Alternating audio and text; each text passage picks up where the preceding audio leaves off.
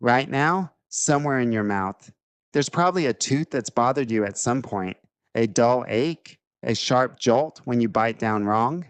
And your first instinct is simple: call the dentist, get a shot of numbing gel, problem solved in 20 minutes.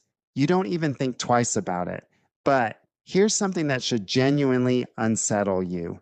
For more than 99.9% of the time humans have existed on this planet, that 20-minute fix did not exist. Not the numbing, not the chair, not even the basic idea that pain could be controlled at all. If your tooth went bad, you suffered, fully conscious, while someone else dealt with it using whatever was lying around. And the methods people used were so strange, so brutal, and so unexpectedly clever that once you hear them, you will never look at a dentist's office the same way again. Let's go back further than you'd expect, because this story doesn't start with humans at all. In 2026, researchers studying a skull from Chagirskaya Cave in Siberia found something that broke an assumption scientists had held for decades.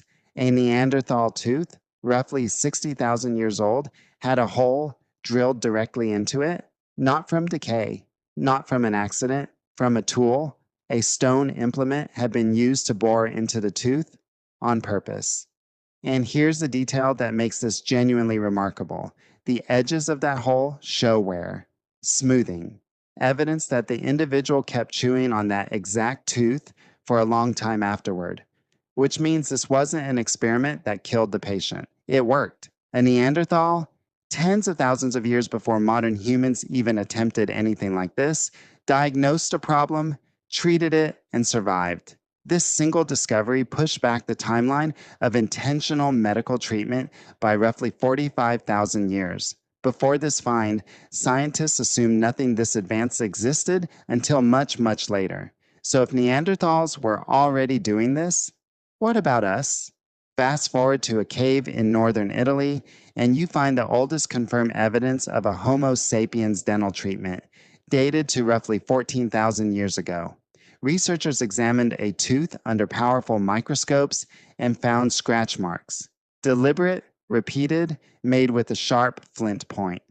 Someone had been digging into an infected cavity, trying to clean it out, trying to relieve the pain the only way they knew how.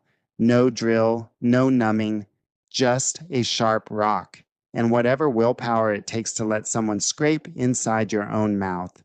And it gets stranger. In Tuscany, archaeologists found a 13,000-year-old tooth that had actually been filled, not with metal, not with anything close to modern materials, with a mixture of tar, plant fibers, and hair packed directly into the cavity like a primitive sealant. It wasn't pretty, but it worked exactly the way a filling is supposed to work, blocking out air, food, and bacteria from an exposed nerve.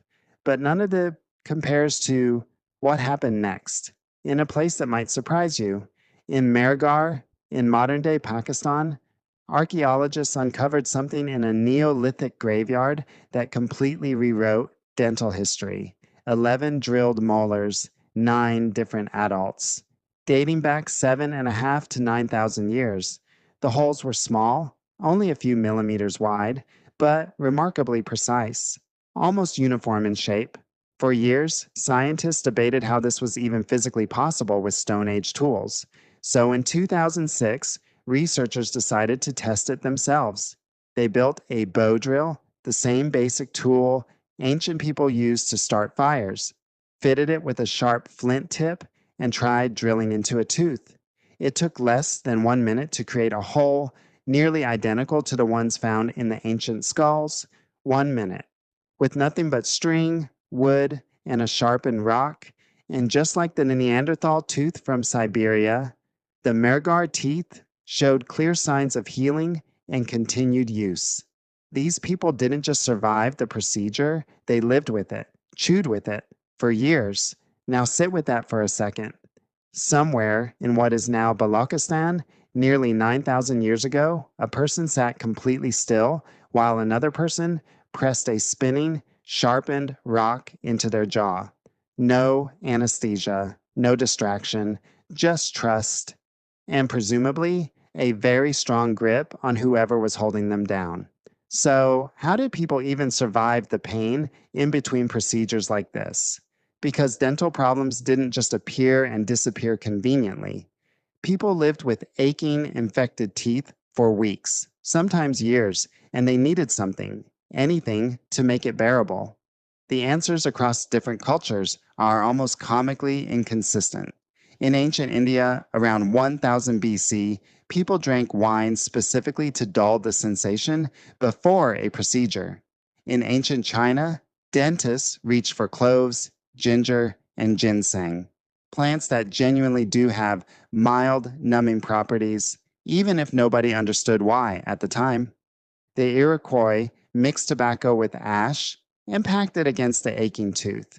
The Cherokee turned to black cohosh and bloodroot. And then there's ancient Babylon, where a clay tablet from around 2250 BC, one of the oldest medical texts ever discovered, describes mixing henbane seeds with gum mastic to create a paste for tooth pain. Henbane, by the way, is mildly toxic and can cause hallucinations in higher doses, which means some of the earliest recorded pain management in human history might have involved patients who were, in some sense, slightly poisoned and tripping while their tooth was extracted. And somewhere in the middle of all this, people still believe the cause of tooth pain was something else entirely. The Sumerians, around 5000 BC, blamed cavities on tiny worms living inside the tooth, gnawing away at it from the inside. This belief about so called tooth worms persisted for thousands of years across multiple civilizations, all the way into parts of medieval Europe. People were drilling holes, packing in tar, and chewing on cloves, all while genuinely believing a worm was the culprit. Ancient Egypt gives us the first named individual in the history of dentistry, a man called Hesi Ray, who served under Pharaoh Djoser around 2600 BC. His title, inscribed on his tomb, roughly translates to Chief of Dentists and Physicians. We don't have detailed records of exactly what procedures he performed, but the fact that dentistry had become specialized enough to require a title in a civilization this early tells you something about how seriously toothaches were taken even then. By 400 BC in Greece, Hippocrates was writing about using forceps, basic metal tools designed to grip and pull, specifically for teeth that were beyond saving. By 200 BC, Roman tools had evolved into something resembling modern forceps.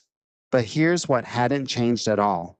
There was still no anesthesia, no sterilization, and an extraction was still a violent, traumatic event for everyone involved. Then things get genuinely dark, because for almost 1,000 years, from roughly 500 to 1100 AD, dental care in Europe wasn't handled by physicians at all. It was handled by barbers. Barber surgeons, as they were called, cut hair, shaved beards, drained blood for supposed medical treatments, and pulled teeth, all in the same shop, often using the same tools.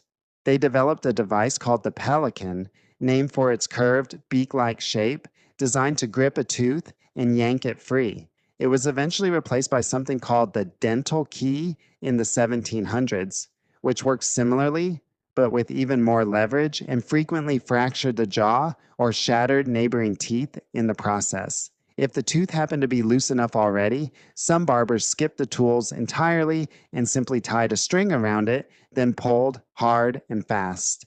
And if you think that sounds chaotic, traveling dentists in the 1800s and early 1900s would actually perform extractions at public fairs in front of crowds while hired musicians played as loudly as possible, specifically to drown out the screaming. People paid money to watch. Some treatments bordered on absurd.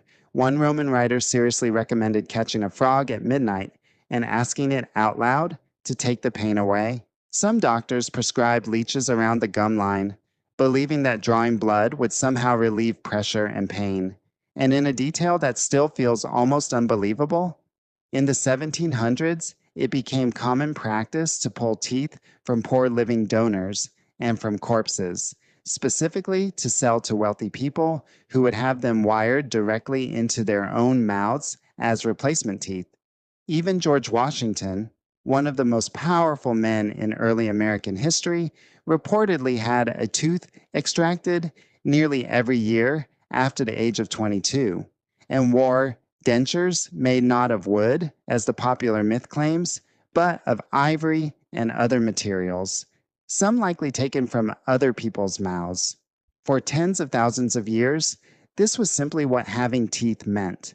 Pain you couldn't escape, treated with tools that often caused more damage than the original problem, by people with no formal training, using remedies based on superstition as often as actual science.